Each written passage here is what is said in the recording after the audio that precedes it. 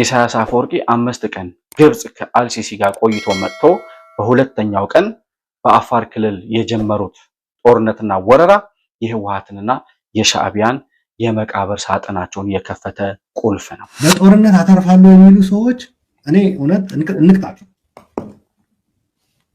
በቃ ይቃዩ፣ በሌላ መንገድ እንፈልግላቸው። ይሄ ሰውዬ እኮ የሰሜኑ ጦርነት ጊዜ ጦርነት ለትግራይ ህዝብ ባህላዊ ጨዋታው ነው ብሎ 1 ሚሊዮን የትግራይ ወጣቶችን ያስቀጠፈ አሸባሪ ደም መጣጭ ሰው ነው። ስለዚህ አሁን የጦርነት አስከፊነት ገብቶት ነው ጦርነት አያስፈልግም ያለው። በምንም ታምር ግን አብረን ማንሰራቸው ኃይሎች አሉ። አንድ አማራ ጨቋኝ ነው ከሚል ኃይል ጋር አብረን አንሰራ። ሻዕቢያ ማን ነው? ህወሓት ማን ነው? የአማራው ሸኔ እዋጋለታለሁ ወይም እታገለታለሁ ነፃ አወጣዋለሁ የሚለው ህዝብ ማን ነው? ማይክ በጨበጠ ቁጥር በግለት የሚናገረው ጄኔራልም በለው ምን በለው ህዝቡ አይፈልግም። የአንድ ጥይት ድምጽ መስማት አይፈልግም። ወጣቱ ሰልችቶታል። ጦርነት ውስጥ መግባት አይፈልግም። ይቺ ጦርነት ከተነሳች ህወሓትም ይጠፋል፣ ሻዕቢያም ይጠፋል። ስለዚህ ሻዕቢያና ህወሓት እንዳይጠፉበት ነው አሉላ ሰለሞን ጦርነት አያስፈልግም እያለ ያለው። ይህን ፖለቲካ ገባን እኮ ተረዳ ነው በጣም። የኢትዮጵያን ሀገረ መንግስትነት ኢትዮጵያ ባለብዙ ቀለም አንዲት ሀገርነት የኢትዮጵያ ሉዓላዊነት ከማይቀበል ኃይል ጋር አብረን አንሰራ። ለተላላኪነት ጀርባቸውን ለሸክምና ለግርፊያ ያመቻቹ ከሃዲዎች ስለሆኑ እነሱ ከማንም ጋር አብረው ሊሰሩ እንደሚችሉ አውቃለሁ። ግን እንደዚህ ብለው ነበር የሚለውን ነገር ህዝቡ እንዲያውቅ ስለምፈልግ ነው። ከዛ ሲቀጥል አሁን ፌደራል መንግስት ምን ሊያደርግ ይችላል ብላችሁ የምትጠይቁ ሰዎች ካላችሁ አሁን ፌደራል መንግስት ወደ ጦርነት ከመግባት ውጪ ምን አማራጭ አለው ብዬ የምጠይቃችሁ።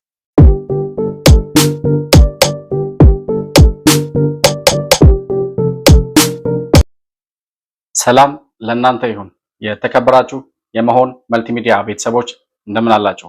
ብሩክ የሾርቅ አሰፋ ከመሆን መልቲሚዲያ። መሆን መልቲሚዲያ ዘረኝነትንና ጥላቻን የሚጸየፍ በሐሳብ የበላይነት የሚያምን እውነትንና ኢትዮጵያዊነትን ለማጽናት የሚተጋ ሚዲያ ነው። መሆን መልቲሚዲያን በሱፐር ቻት እና በሱፐር ስቲከር እንዲሁም በገንዘብ መደገፍ የምትችሉ መሆኑን በአክብሮት እንገልጻለን። ይህን ሚዲያ መደገፍ እውነትንና ኢትዮጵያዊነትን ማጽናት መሆኑን አውቃችሁ ሼር፣ ላይክ፣ ሰብስክራይብ በማድረግ ለሌሎች ተደራሽ ማድረጋችሁን አትርሱ። መሆን መልቲሚዲያ የአዲሱ ትውልድ ሚዲያ። በዛሬው ፕሮግራማችን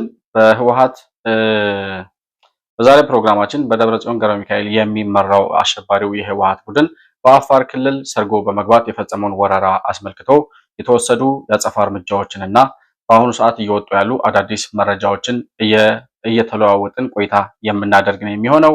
መሆን መልቲሚዲያን ላይክ፣ ሰብስክራይብ እና ሼር ማድረጋችሁን አትርሱ።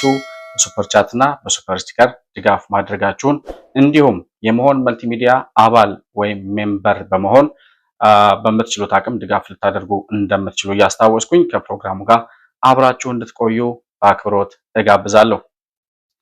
እንግዲህ የዛሬ 5 ዓመት ህወሓት የሚባለው አሸባሪ ቡድን ከለውጡ መንግስት ጋር በነበረው ተቃርኖ ወይም ደግሞ እኔ ያልገዛኋት ኢትዮጵያ መኖር የለባትም በሚል የተሳሳተ አመለካከት እና የዘረኝነት እብሪት ተነሳስቶ ያኔ ጥቅምት 24 2013 ዓ.ም ሰሜን እዝን ማጥቃቱ ይታወሳል። የመጀመሪያው በመንግስትና በህወሓት መካከል የነበረው የሰሜኑ ጦርነት የተነሳውም በዚያ ጊዜና በዚያ ምክንያት እንደነበር ይታወሳል። እንግዲህ ጥቅምት 24 2013 ዓ.ም ሰሜን እዝን አጥቅቶ የፈጸመውን ጥቃት በብዙ መስዋዕትነት ተሸንፎ ወደ መጣበት እንዲመለስ ከተደረገ በኋላ እንዲሁም በተደጋጋሚ ለ3 ዙር ጦርነትና ውድመት ከዳረገም በኋላ የትግራይ ልጆችም ከ1 ሚሊዮን በላይ የሚጠጉ የትግራይ ወጣቶች መስዋዕት እንዲሆኑ ካደረገ በኋላ ወደ ሽንፈቱ ገብቶ ከዛ በኋላ በፕሪቶሪያው ስምምነት መሰረት ነገሮች ወደ ሰላም የመጡ ቢመስሉም ነገር ግን አሸባሪው ህወሓት እስከዛሬ ድረስ የጠብና የረብሻ፣ የግርግር፣ የወከባ፣ የአመጽ እንቅስቃሴውን ሳያባራ ወይም ደግሞ ለአንድ ቀን እንኳን ሳያሰልስ እየሰራ አገር እያሸበረ መቆየቱ ይታወቃል። ያኔ ከ5 ዓመት በፊት ጥቅምት 24 2013 ዓ.ም ሰሜን እዝን አጥቅቶ የለኮሰውን ክብሪት የለኮሰውን ጦርነት ዛሬ ደግሞ ከ5 ዓመት በኋላ ጥቅምት 26 ልክ የሰሜን እዝ መስዋዕትነት በተዘከረበት ዕለት ከ2 ቀን በኋላ ማለት ነው። ልክ በ6ኛ ዓመቱ 4ኛውን ዙር ጦርነት በአፋር ክልል ገብቶ ሰርጎ በመግባት በንጹሃን ላይ ጥቃት በመፈጸም ወረራ ፈጽሟል። አሁን ደግሞ በ4ኛ ዙር ጦርነት ከ5 ዓመት በኋላ ድጋሚ 1 ሚሊዮን የትግራይ ወጣቶችን ለመገበር ድጋሚ ጦርነት እየቀሰቀሱ ነው ያሉት። ነገር ግን ዛሬ አብዛኛው የትግራይ ወጣት ነገሩ ገብቶት ህወሓት ኢትዮጵያንም ትግራይንም ለማጥፋት እንጂ ለማልማት እንዳልመጣ ተረድቶ አብዛኛው ከለውጥ ፈላጊው ኃይል ጋር እየተሰለፈ መሆኑ ቢታወቅም ዛሬም የሚሰዋላቸው ቢያገኙ ዛሬም የሚሞትላቸው ቢያገኙ በትግራይ ልጆች ደም እነሱ ስልጣን ላይ ተቀምጦ ለመቆየት ወደኋላ የማይሉ ለማንም ርህራሄ የሌላቸው አሸባሪዎች መሆናቸውን ከ5 ዓመት በኋላ ድጋሚ አረጋግጠውልናል ማለት ነው። ከዚህ ጋር ተያይዞ እንግዲህ በጉዳዩ ላይ የተለያዩ አካላት የውጭ ሚዲያዎችን ጨምሮ የተለያዩ ዓለም አቀፍ መንግስታዊም መንግስታዊ ያልሆኑ ተቋማትም በጉዳዩ ላይ መግለጫ እያወጡ ነበር። በዚህ 2-3 ቀናት ውስጥ እነ አጃንስ ፍራንስ ፕሬስን ጨምሮ እና አልጀዚራ እንዲሁም የተለያዩ ዓለም አቀፍ ሚዲያዎች የህወሓትን በአፋር ክልል የፈጸመውን ወረራ እውቅና ሰጥተው የተደጋጋሚ የዜና ሽፋን ሲሰጡበት የነበረ ሁኔታ ነው ያለው። ከዛው ጋር ተያይዞ የሚዲያዎቹ ሽፋን ብቻ ሳይሆን አቶ ጌታቸው ረዳ የሚመሩት የስምረት ፓርቲ በትላንትናው ዕለት መግለጫ አውጥቷል። በዚሁ ጉዳይ ማለት ነው። የዛን ቀን የመጀመሪያው ቀን በ27 ማለት ነው በ26 ወያኔ ወረራ ፈጽመው አፋር ክልል ላይ በ27 አቶ ጌታቸው ረዳ በፌስቡክ ፔጃቸው ላይ የህወሓትን ወረራ ተቃውመው በጣም ጥልቅ የሆነ መልእክት ያለው መግለጫ አውጥተው ነበር። ወይም ደግሞ ስለ ጉዳዩ በራሳቸው ፌስቡክ ላይ ጽፈው ነበረ። እዛ ላይ ምንድን ነበር ያሉት? የሻዕቢያ ወይም ደግሞ የህወሓቶች ጌታ የሆነው ጎይትኦም የሚሉት በትግርኛ ማለት ነው የጌቶቻቸውን ትዕዛዝ ተቀብለው ወጣቶችን መስዋዕት ለማድረግ የሚያመጡት ጦርነት ስለሆነ እባካችሁ የቲዲኤፍን አባላት ማለት ነው የትግራይ ታጣቂዎችን ወደ ጦርነት እንዳትገቡ፣ እናንተን ከሰላም ሰራዊቱ ጋር የትግራይ ሰላም ሰራዊት ከሚባለው ሀራ መሬት ካለው የትግራይ ቲዲኤፍ አካል ከነበረውና አሁን ተገንጥሎ ከወጣው አካል ጋር እንዲሁም ከፌዴራል መንግስት ጋር የሚያዋጋችሁ ምን ምክንያት የለም። ይሄ የእናንተ ጦርነት አይደለም። ይሄ የሻዕቢያና የኋላ ቀሩ የህወሓት ጦርነት ስለሆነ በዚህ ጦርነት መስዋዕት እንዳትሆኑ። እንዲያውም መጨረሻ ላይ ያሰመሩት መልእክት ምንድነው የሚለው? አሽከርነት ይብቃችሁ ከዚህ በኋላ ነው። በተለይ ደግሞ የአፋር ክልልን በመያዝ እንዲሁም የአፋርን መንገድ በመዝጋት ወደ ጅቡቲ የሚወስደውን መንገድ ሊሆን ይችላል የአፋርን መንገድ በመዝጋት መደራደሪያ ለማድረግ እንዳሰባችሁ አውቃለሁ ብሏል ጌታቸው ረዳ። እና ይሄንን ያወጣው በራሱ ፌስቡክ ፔጅ ላይ በጻፈው ላይ ነው።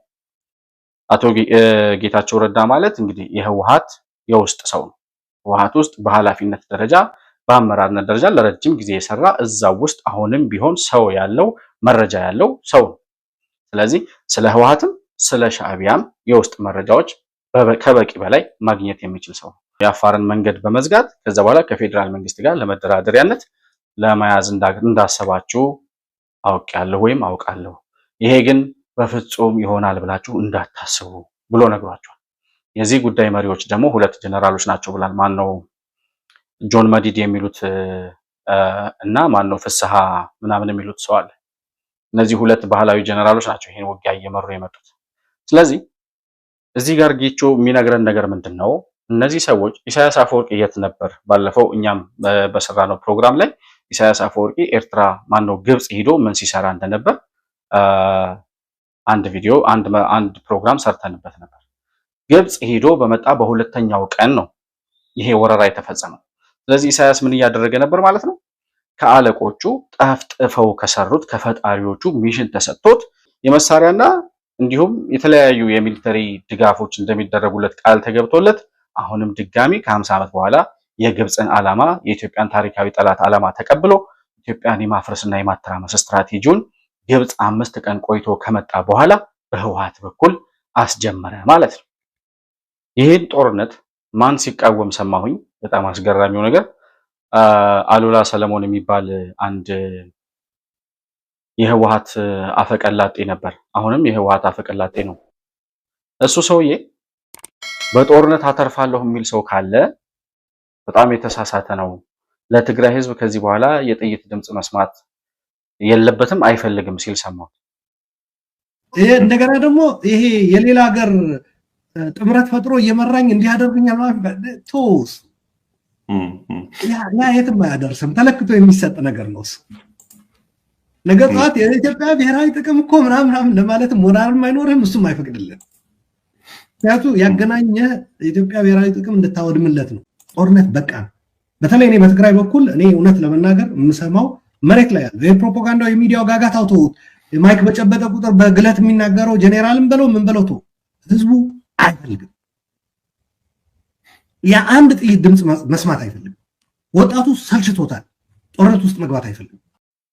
አሁን አሉላ ሰለሞን የጦርነት አስከፊነት ገብቶት የጦርነት አውዳሚነት ገብቶት እንደው ለትግራይ ህዝብ ጦርነት መመኘቱን አቁሞ ነው ይሄ ሰውዬ እንደዚህ ያለው።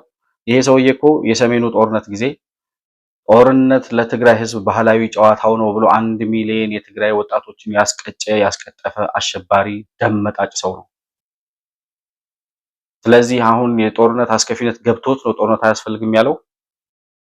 አሉላ ሰለሞን የጦርነት አስከፊነትና አውዳሚነት እንዲገባው ለትግራይ ህዝብ ጦርነት እንደማያስፈልገው ትግራይ የጥይት ድምጽ መስማት እንደሌለባት የሚገባው 1 ሚሊዮን የትግራይ ወጣቶች እንዲሰዉ ካደረገ በኋላ በሱ ቅስቀሳና በሱ ሽብር ያኔ ትግራይ ሚዲያ ሃውስ በዲጂታል ወያኔ ሚዲያ እየመጣ ጦርነት ሲሰብክ የነበረ ሰውዬ አሁን የጦርነት አውዳሚነት ገብቶት ነው ይሄንን እያወራ ያለው ብላችሁ ነው የምታምኑት?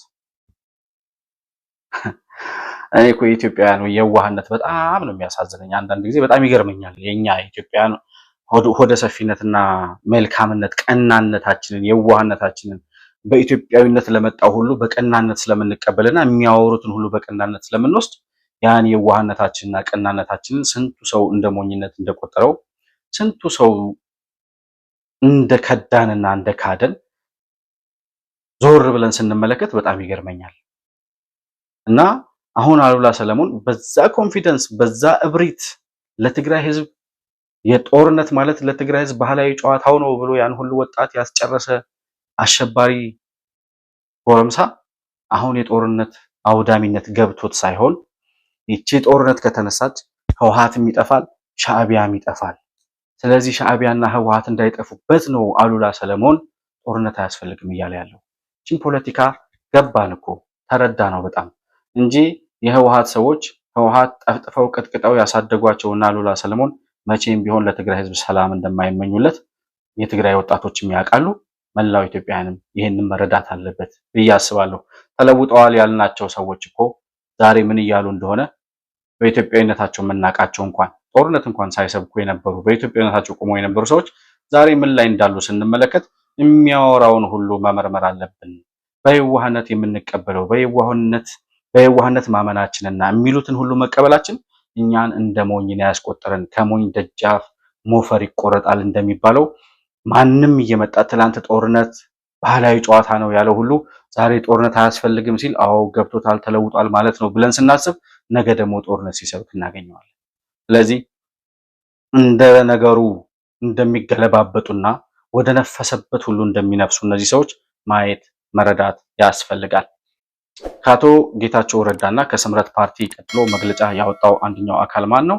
ትግራይ ፒስ ፎርስ የሚባሉት ወይም የትግራይ የሰላም ሰራዊት የሚባሉት ከቲዲኤፍ ተገንጥለው ወጥተው አሁን የለውጥ ጎዳና ላይ ያሉት የለውጥ ፈላጊ ሆነው የወጡት የትግራይ ታጣቂዎች የነበሩት ማለት ነው።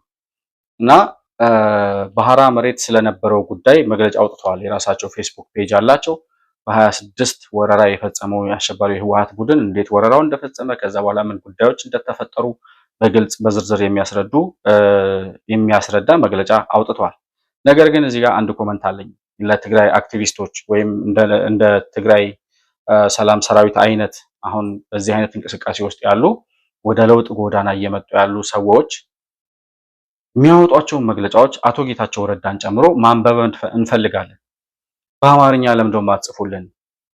በአማርኛ በትጽፉ በአማርኛ በተለይ እንደዚህ አይነት መግለጫዎች ሲሆኑ ለአብዛኛው ኢትዮጵያዊ መረዳት ስለሚፈልግ በሰሜኑ አቅጣጫ ያለውን ፖለቲካ አብዛኛው ኢትዮጵያዊ ማወቅም መስማትም ስለሚፈልግ የምትለጥፏቸውን መረጃዎች በአማርኛም አብራችሁ ብትለጥፉልን ወይም ደግሞ ካልሆነም በእንግሊዘኛ ማድረግ ይቻላል በቀላሉ ለመረዳት እንድንችል ማለት ነው።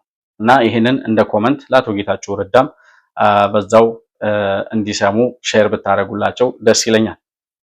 እንግዲህ የትግራይ ሰላም ሰራዊቶች ምንድነው የሚሉት? ከወንድሞቻችን ጋር ላለመዋጋት በጣም ብዙ ሬዚስት አድርገናል፣ በጣም ብዙ ታግሰናል፣ በጣም ብዙ ችለናል። ምክንያቱም ቲዲኤፍ ውስጥ የነበሩ ሰዎች ናቸው፣ የትግራይ ልጆች ናቸው አሁን የትግራይ ሰላም ሰራዊት ተብለው የወጡት ማለት ነው። እና ከወንድሞቻችን ጋር ውጊያ ላለመግጠም ማለት ከቲዲኤፍ አካላት ጋር ማለት ነው፣ ታጣቂዎች ጋር ላለመግጠም የምንችለውን ሁሉ ሸሸን፣ የምንችለውን ሁሉ ታገስን። ነገር ግን ያለንበት ነፃ መሬት ድረስ መጥቶ በዙ 23 እና በመድፍ በታገዘ በከባድ መሳሪያ በታገዘ ጦርነት ውጊያ ገጠሙን። ስለዚህ ራሳችንን ለማዳን ስንል የህልውና ማነው ያጸፋ እርምጃ መውሰድ ጀምረናል ነው የሚሉት። እና ከቲዲኤፍ አካላት ጋር ማን አለ? በጣም የሚያስገርመው ነገር የሻዕቢያ የጦር መሪዎች የሚባሉት ይሄ ሻዕቢያ አሸባሪው ቡድን ማለት ነው እሱ አለ። ያው የቲዲኤፍ ታጣቂዎች አሉ። ከነሱ ጋር አብረው የአማራው ሸኔም አብሮ ተሰልፏል አሉ። የአማራው ሸኔ አንድ ላይ የአማራው ሸኔ ያልኩት እኔ ነኝ። እነሱ የፋኖ ታጣቂዎች ነው የሚሉት። የአማራው ሸኔ ከቲዲኤፍ እና ከሻዕቢያ ጋር አንድ ላይ ተደርበው እነዚህ የሰላም ሰራዊቶች ላይ የትግራይ ሰላም ሰራዊት አካላት የሚባሉት ላይ ባህራ መሬት በነፃ መሬት ሂደው ውጊያ ከከፈቱባቸው ሰዎች ውስጥ አንዱ የአማራው ሸኔ ነው። ከህወሓትና ከሻዕቢያ ጋር አንድ ላይ አብሮ ማለት ነው። እኔ አሁን ይሄንን አሸባሪ ቡድን የምትደግፉ ሰዎች ካላችሁ ከዚህ በፊት ክርስቲያን ታደለ የሚባለው የዚሁ ቡድን ደጋፊ ምን ሲል እንደነበር በማስረጃ ነው የምነግራችሁ። ሻዕቢያ ማን ነው? ህወሓት ማን ነው? የአማራው ሸኔ እዋጋለታለሁ ወይም እታገለታለሁ ነፃ አወጣዋለሁ የሚለው ህዝብ ማን ነው? እንዴት ከሻዕቢያና ከህወሓት ጋር አንድ ላይ ሆኖ ይሄ ቡድን የአማራን ነፃነት ያውጃል ወይም ደግሞ ያመጣል ብላችሁ ሐሳብ እንደው ቢሆን ማለት ነው እነሱ እንዳሉት ቢሆን የቢሆን ዓለም ስለሆነ የሚያወሩት ቢሆን ብዬ ነው የማወራው። ክርስቲያን ታደለ ያለውን ነገር ልጋብዛችሁ። ከዚህ በፊት በምንም ታምር ግን አብረን ማንሰራቸው ኃይሎች አሉ። አንድ አማራ ጨቋኝ ነው ከሚል ኃይል ጋር አብረን አንሰራ።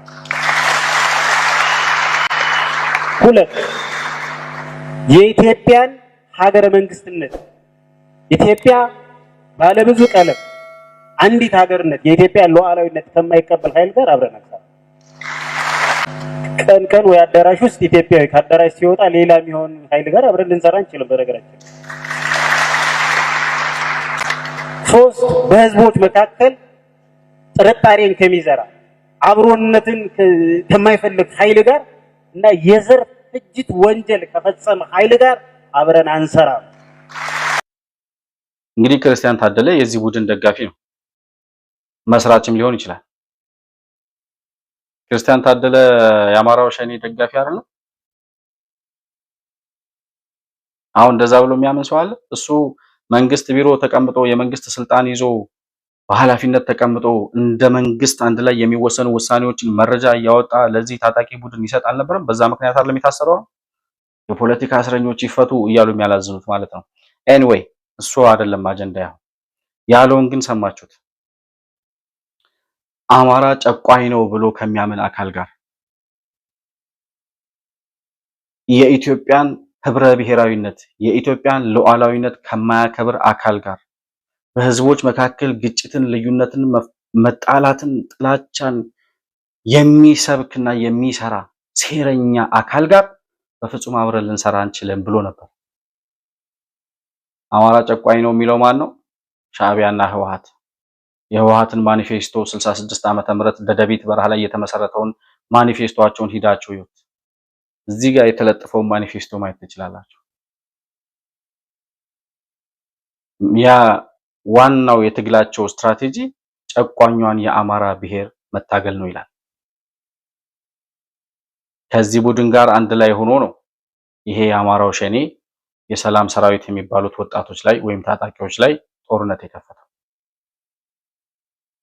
ያላችሁትን ለማስታወስ ነው። እናንተ ከማንም ጋር ጽምዶ ልትፈጥሩ እንደምትችሉ ከማንም ጋር ኢትዮጵያ ሊያፈርስ ከመጣ ጋር ተላላኪ ሆናችሁ ልትሰሩ እንደምትችሉ እናውቃለን።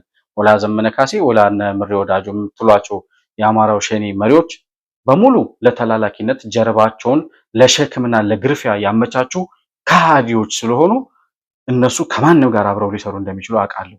ግን እንደዚህ ብለው ነበር የሚለውን ነገር ህዝቡ እንዲያውቅ ስለምፈልግ ነው።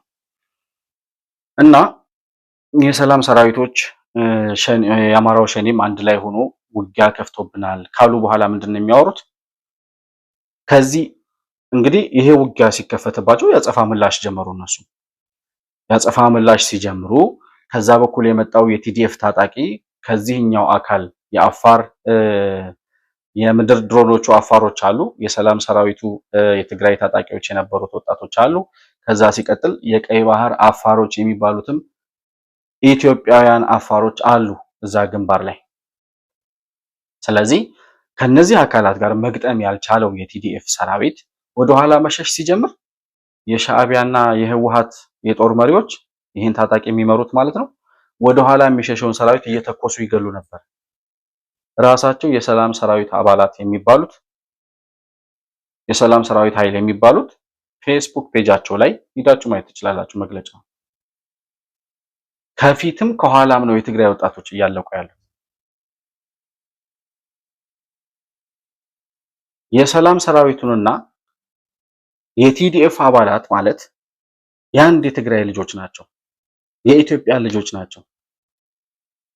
ቢያንስ ከህወሓት ጋር አንድ ላይ ሆነው ያኔ በሰሜኑ ጦርነት ጊዜ አንድ ላይ ሆነው ግንባር ገብተው ከፌደራል መንግስት ጋር የተዋጉ ናቸው። ከዚያ በኋላ ያ ጥፋት ገብቷቸው ሰላም እንፈልጋለን ብለው ወደ ሰላም የመጡት የትግራይ ሰላም ሰራዊት ማለት ቲዲኤፍ ውስጥ ያሉት ወንድሞቻቸው ናቸው። እነ ደብረጽዮንና እነ ሞንጆሪኖ እነዚህን ወጣቶች እንኳን ወንድማማቾች እንኳን እርስ በርሳቸው እንዳይገዳደሉ ለዓለም እርስ በርሳቸው እንዲጠፋፉ ይህንን ጦርነት በሻዕቢያ እየመሩ አፋር ክልል ድረስ ይዘውት መጡ። ወንድማማቾችን በዚህ ደረጃ የሚያጨራርሱ ሰዎች ናቸው። የትግራይ ልጆችን እርስ በርስ የሚያጋድሉ ሰዎች ናቸው የትግራይ ጠበቃ ነን የሚሉት። የአንድ እናት ልጆች እኮ በዛኛውና በዚህኛው ክንፍ ሆነው እኮ ሊዋጉ ይችላሉ እዚህ ጦርነት ላይ። በጣም አሳዛኝ ነገር እንደሚፈጠር በጣም አሳዛኝ ነገር እንደተፈጠረም ነገ ከነገ ወዲያ በሚወጡ መረጃዎች የምናየው ይሆናል። ነገር ግን አሸባሪው ህወሓት ወንድማማቾችን እርስ በርስ እያጋደለ ያለ አጥፊ አሸባሪ ቡድን መሆኑን ዛሬም እያረጋገጠ ያለበት ሁኔታ ነው ያለው እና ከፊትም ከኋላም እየተተኮሰበት የነበረው የቲዲኤፍ አካል መጨረሻ ላይ ምንም የተረፈ የለም በሚባል ደረጃ ሁሉም እዛው እንዳለቁ ነው የወጡ መረጃዎች የሚያስረዱት። የትግራይ ሰላም ሰራዊት ወይም ቲፒኤፍ የትግራይ ፒስ ፎርስ የሚባሉት አካላትም ያወጡት መረጃ እንደዛ ነው እና ከኋላ መቷቸው ሲሉ የሬዲዮ ግንኙነት ሪከርድ ያደረግነው የጠለፍነው የሬዲዮ ግንኙነት አለ፣ እሱን እናወጣዋለን በመረጃ ብለዋል። እንግዲህ ያ ሲወጣ የምናየው ነው የሚሆነው። ይሄ ሁሉ እሳት ከፊትም ከኋላ እሳት የሆነበት የቲዲኤፍ ሰራዊት መሃል ላይ ተጨፍጭፎ ማለቁን ነው እነሱ ባወጡት መረጃ መሰረት ነገሮች የሚያስረዱት እና ይህንን ጦርነት ከወንድሞቻችን ጋር የሚደረገውን ጦርነት ተዋግተን ሸሽተን ማምለጥ ስላልቻል ይላሉ። ብንሸሽም ማምለጥ ስላልቻል እየተከተሉ ውጊያ ስለገጠሙን አጸፋ እርምጃ መልሰናል። ከዚህ በኋላም ደግሞ አስፈላጊውን ያክል የአጸፋ እርምጃ እንደምንወስድ ሰላም ፈላጊ የሆነው የትግራይ ህዝብና መላው ኢትዮጵያ ህዝብ እንዲረዳልን እንፈልጋለን። ወደን ሳይሆን ተገደን የገባንበት ጦርነት እንደሆነ እንድትረዱልን እንፈልጋለን ብሏል። እንዳልኩት በአፋር ክልል በነበረው ግንባር አፋሮች አሉ፣ የቀይ ባህር አፋሮችም የኢትዮጵያ እዚህ ያሉት አፋሮችም አሉ። አፋር በረሃ ላይ የሚዋጉት አፋሮች ብቻ ናቸው። እዛ በረሃ ላይ ማንም ሰው ችሎ ለአንድ ቀን አይደለም ለአንድ ሰዓት በስነ ስርዓት ችሎ መዋጋት የሚችልበት ቦታ አይደለም። የሚያውቁት የለመዱት አፋሮች ብቻ ናቸው። አፋር የኢትዮጵያ ጨው ነው የምንለው ኢትዮጵያዊነቱን ሳይለቅ ከኢትዮጵያዊነቱ ዝንፍ ሳይል እነ ሱልጣን አሊሚራ ሃንፍሬ የኢትዮጵያን ባንዲራ እንኳንኛ ገመሎቻችን ያውቁታል ከሚሉት ከነሱም በፊት እስካሁን ድረስ ያለው አፋር ከኢትዮጵያዊነቱ ዝንፍ ሳይል የኖረ ምርጥ ዜጋ መሆናቸውን ያስመሰክሩበት ጊዜ ነበር ትላንትና ማለት ይቻላል። የመከላከያ ሰራዊትም በእነዚህ የትግራይ ታጣቂዎች ላይ በወሰደው እርምጃ የድሮን ጥቃት በከፍተኛ ሁኔታ የድሮን ጥቃት እንደተፈጸመና በዛ የድሮን ጥቃት ሲሸሽ የነበረው የቲዲኤፍ ሰራዊት በሙሉ እዛው በነበረበት ቦታ ማለቁን ከዚያም ሲያልፍ አሸባሪው የህወሓት ቡድን በሆነ የትግራይ ድንበር አሁን ባለው አካባቢ ጦርነቱ በተነሳባቸው አካባቢዎች የጦር መሳሪያ መጋዘን አስቀምጦ ነበረ፣ ወይም እዛ ያስቀምጠው መጋዘን ነበረ። ያንን የጦር መሳሪያ በሙሉ በድሮን ጥቃት እንዳልነበር አድርጎ አብዛኛው ኢትዮጵያዊ ማርዘነብ ብሎ የሚጠራት ያቺ የልብ አድረስ የሆነችው ድሮን አመድ ወደ አመድነት ቀይራው የህወሓትን የጦር መጋዘን እንዳልነበር አድርጋው መምጣቷንና ከዛም ሲያልፍ የቲዲኤፍ ታጣቂዎች ላይ በጣም ከፍተኛ የሆነ ጉዳት መድረሱን የቲዲኤፍ ታጣቂዎች በዛን ሰዓት ሞትና ቁስለኛ የነበሩት ከ3 በላይ እና ከ4-5 የሚሆኑ አምቡላንሶች ቦታው ላይ ደርሰው ከዛ በኋላ በአምቡላንስ እየተጫኑ ወደ መሆኒ መሄዳቸውን እነዚሁ የቲፒኤፍ አካላት ሲገልጹ ሰምተናል። በመግለጫቸው ላይ አካተውታል። እንግዲህ አስገራሚ መረጃ ወጥቷል። ከዚሁ ጋር ተያይዞ በጣም አስገራሚ የሆነ መረጃ ወጥቷል። ይሄ አስገራሚ የሆነ መረጃ ከህወሓት በኩል ነው የወጣው። ይሄ መንግስት አዳሩን ይሄን የድሮን ጥቃት ከፈጸመ በኋላ በማግስቱ በትላንትናው ዕለት ማለት ነው አሸባሪው ህወሓት የፕሪቶሪያው ስምምነት ተጣሰብኝ፣ የፌዴራል መንግስት የፕሪቶሪያውን ስምምነት ጥሶ በድሮን ሲደበድበን ዋለ ወይም አደረ ብሎ ለአንቶኒዮ ጉተሬስ ደብዳቤ ጽፏል። ለአንቶኒዮ ጉተሬስ የፕሪቶሪያው ስምምነት ተጣሰብኝ ብሎ ደብዳቤ ጽፏል ነው ያልኳችሁ። ደብረጽዮን የፕሪቶሪያው ስምምነት እኔ በጣም ግራ እያጋባኝ መጥቷል ብሏል አላበቸው። የፕሪቶሪያው ስምምነት ማለት እኮ አንደኛ መታጠቅ አችልም፣ በዲዲአር ስምምነት መሰረት ታጣቂውን ትጥቅ ማስፈታት እንጂ ማስታጠቅ አችልም። ስለዚህ እያስታጠቅ የቆየኸው አንተ ነህ መጀመሪያ የጣስከው።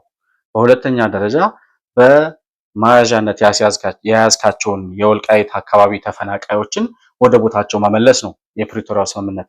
እንዳይመለሱ እንቅፋት ሆነህ የተቀመጥከው አንተው ራስህ መሆንህን ጌታቸው ረዳም ጀነራል ጻድቃን ገብረትንሳኤም በምስክርነት ሲያስረዱ ተመልክተናል፣ ሰምተናል። እንግዲህ እነዚህ ሁለት ሰዎች የህወሓት አካል ነበሩ።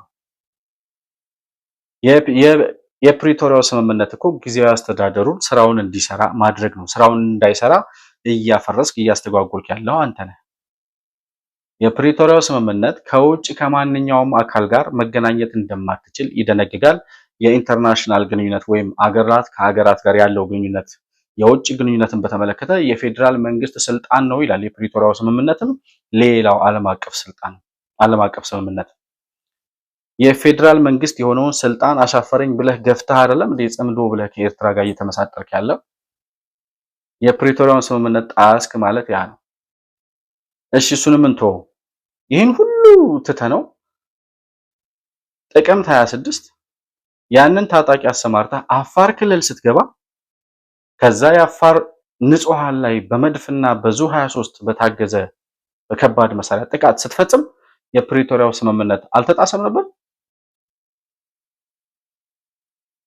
ከዛ መንግስት ለዚህ አጸፋዊ እርምጃ ሲወስድ ነው የፕሪቶሪያው ስምምነት የሚጣሰው። አሁን ደብረጽዮን ጤነኛ ነው የሚለኝ ሰው አለ? አይ የምሬን ነው የማወራው ነው። ደብረጽዮን እኔ ብዙ ጊዜ በጣም በምድር ላይ ከሚገርሙኝና ከምጠላቸው ሰዎች አንዱ ነው። ማለት የሰው ልጅ እንዴት በዚህ ልክ አሮጋንት ይሆናል ብዬ ከማስባቸው ሰዎች ውስጥ ነው። ነገር ግን አሁን ጤነኛ እየመሰለኝ አይደለም። ጤነኛ ሰው እንደዚህ ያደርጋል ወይ?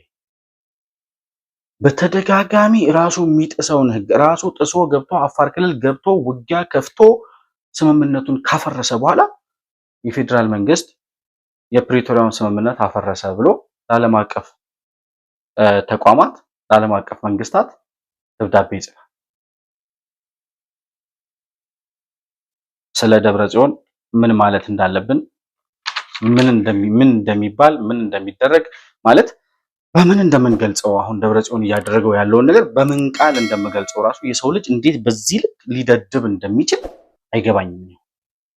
ከጭንቅላቴ በላይ ነው የደብረጽዮን ድድብና የህወሓት አለመማርና አለመለወጥ የሰው ልጅ እንዴት ብለን መርምረን ልንደርስበት የማንችለው በጣም ከባድ የሆነ የድድብናቸው ጨለማ ጥልቀት በጣም ሩቅ የሆኑ ሰዎች ናቸው።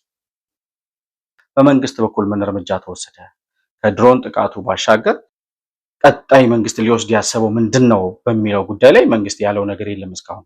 ነገር ግን ለህወሓት ወይም ለትግራይ ክልል ተልኮ የነበረ ከ2 ቢሊዮን በላይ ለትግራይ ክልል የተመደበ በጀት ተመላሽ እንዲሆን የገንዘብ ሚኒስቴር ጠይቋል። ከትላንት ወዲያ የተላከ ደብዳቤ ነው እና ያ ለትግራይ ክልል ተበጅቶ የነበረው በጀት እንዲመለስ ፋይናንስ ሚኒስቴር ጠይቋል። ያ በጀት ይመለሳል። ራሳችን እያስታጠቅን ራሳችን ገንዘብ እየላክን ራሳችን እየደጎምን እንደገና ተመልሰን ራሳችን የምንወጋበት ጊዜ አክትመዋል ማለት ነው። ይሄ አንዱ ከፌደራል መንግስት በኩል የተወሰደ እርምጃ። ከዛ ሲቀጥል አሁን ፌደራል መንግስት ምን ሊያደርግ ይችላል ብላችሁ የምትጠይቁ ሰዎች ካላችሁ አሁን ፌደራል መንግስት ወደ ጦርነት ከመግባት ውጪ ምን አማራጭ አለው ብዬ የምጠይቃችሁ። ምክንያቱም ሻዕቢያና ህወሓት እያሉ እነሱ የፈለፈሏቸው አሸባሪዎች፣ ተላላኪዎች፣ ባንዳዎች እያሉ የፌደራል መንግስት ወደ ጦርነት ገብቶ እነዚህን አሸባሪ አካላት ከማጥፋት ውጪ ምን አማራጭ ሊኖረው ይችላል? እንደኔ እስከዛሬም ብያለሁ፣ እነዚህን ሰዎች ከማጥፋት ውጪ የፌደራል መንግስቱ ምንም አይነት አማራጭ የለውም። አልገባም ብሎ ነው እስከዛሬ የቆየው ጦርነት እንጂ ወደ ጦርነት ለመግባት ከበቂ በላይ ምክንያት እንዳላቸው እኮ ፊልድ ማርሻል ብርሃኑ ራሱ ነግረውናል። ባለፈው በነበራቸው የሰሜን ዕዝ 25ኛ ዓመት ሲታወስ ማለት ነው። እስከዛሬ የፌደራል መንግስት ወደ ጦርነት ያልገባው መግባት ስለማይፈልግ ነው፣ ጦርነት አያስፈልግም ስለሚል ነው። ነገር ግን አያስፈልግም ብሎ ስለተቀመጠ ጦርነት መቅረት ይችላል ወይ? አይችልም። ኢሳያስ አፈወርቂ 5 ቀን ግብጽ ከአልሲሲ ጋር ቆይቶ መጥቶ በሁለተኛው ቀን በአፋር ክልል የጀመሩት ጦርነትና ወረራ የህወሓትንና የሻዕቢያን የመቃብር ሳጥናቸውን የከፈተ ቁልፍ ነው። አሁን ፌደራል መንግስት በይፋ ጦርነቱን አውጆ መቼ ሊገባ ይችላል የሚለው የቀን ጉዳይ ካልሆነ በስተቀር አበቹም ሆነ የፌደራል መንግስቱ በአጠቃላይ ወደ ጦርነት ገብቶ ህወሓትንም ሻዕቢያንም ላኪውንም ተላላኪውንም ከማጥፋት ውጪ አማራጭ የለውም። ስለዚህ በቀጣይ ምን ሊሆን ይችላል የሚሉ መረጃዎችን ወደ እናንተ በተከታታይ የምናቀርብ ነው የሚሆነው። አዳዲስ ቪዲዮዎች በምንጭንበት ጊዜ በቀጥታ እንዲደርሷችሁ የደወል ምልክቷን መጫናችሁን ከዛም ሲቀጥል ኦል የሚለውን ቁልፍ መንካታችሁን እንዳትረሱ። ለዛሬ የነበረኝ ፕሮግራም ይሄንን ይመስላል። መሆን መልቲሚዲያን ላይክ፣ ሰብስክራይብ እና ሼር ማድረጋችሁን አትርሱ። በሱፐር ቻት እና በሱፐር ስቲከር እንዲሁም ከታች በምናስቀምጠው የንግድ ባንክ አካውንት ድጋፍ ልታደርጉልን እንደምትችሉ ለማስታወስ እወዳለሁ። ከፕሮግራሙ ጋር አብራችሁ ስለነበራችሁ እጅግ በጣም አድርጌ አመሰግናለሁ። በሌላ ፕሮግራም እስከምንገናኝ ድረስ ሰላም በያላችሁበት ለእናንተ ይሁን። መሆን መልቲሚዲያ ዘረኝነትንና ጥላቻን የሚጸየፍ በሐሳብ የበላይነት የሚያምን እውነትንና ኢትዮጵያዊነትን ለማጽናት የሚተጋ ሚዲያ ነው። መሆን መልቲሚዲያን በሱፐር ቻት እና በሱፐር ስቲከር እንዲሁም በገንዘብ መደገፍ የምትችሉ መሆኑን በአክብሮት እንገልጻለን። ይህን ሚዲያ መደገፍ እውነትንና ኢትዮጵያዊነትን ማጽናት መሆኑን አውቃችሁ ሼር፣ ላይክ፣ ሰብስክራይብ በማድረግ ለሌሎች ተደራሽ ማድረጋችሁን አትርሱ። መሆን መልቲሚዲያ የአዲሱ ትውልድ ሚዲያ